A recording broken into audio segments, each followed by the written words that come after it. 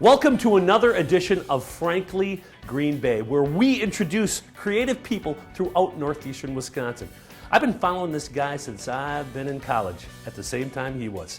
He is Male Vocalist of the Year Whammy winner. Ladies and gentlemen, Paul Lent.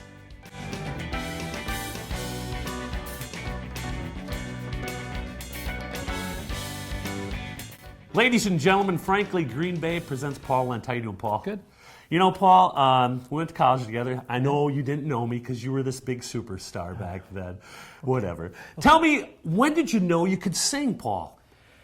Well, it all started in the 5th grade. 5th grade. Believe it or not, I had a music teacher who had me sing a little childhood ditty. Okay. Early to bed and early to rise. That, if you ever heard Sure. it. But anyway, he just looked at me, stopped right in his tracks, and said, my gosh. Well, I tell you what, I mean, we've been following you. I mean, I've been following you forever, and you've been in so many bands. You got this voice. Tell me about the first rock band that you started with. Well, actually, the first rock band, actually was Moving Violation. Moving Violations with Pat. Yeah. Okay. So I started there because Pat and I went to college as well, and that's where I met Pat. And so they were looking for a singer. My first rock band, I was probably the most precise diction rock singer ever.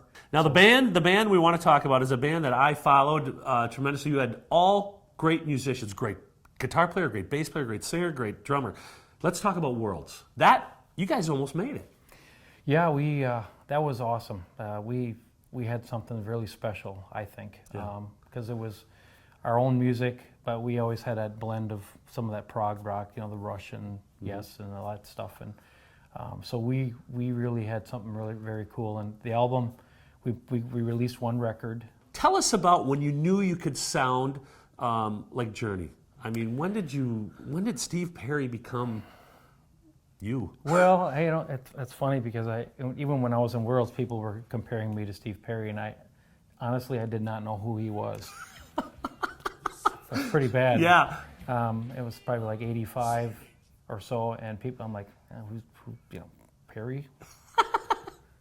But so and then it actually started. Then when in the After Dark band days, when we started playing more variety music, then I think it was about that time people were like saying, you really got something there. Well, whose idea was it to put Separate Ways together then? Well, After Dark kind of morphed into our Replica project. Yeah. We had a strong urging by our agent and other promoters that saying, you guys have got a little niche there. You really should consider putting a tribute act together. And it was at that prodding that we decided, okay, let's give this a try. And we've been at it ever since. And now you're playing all the state fairs. I mean, you're playing all the big gigs. You're making what do you do with all that money? There's some. Well, I tell you what, Paul, it's a pleasure. I had a great time talking to you. Join us next week as we bring you another talented person from northeastern Wisconsin.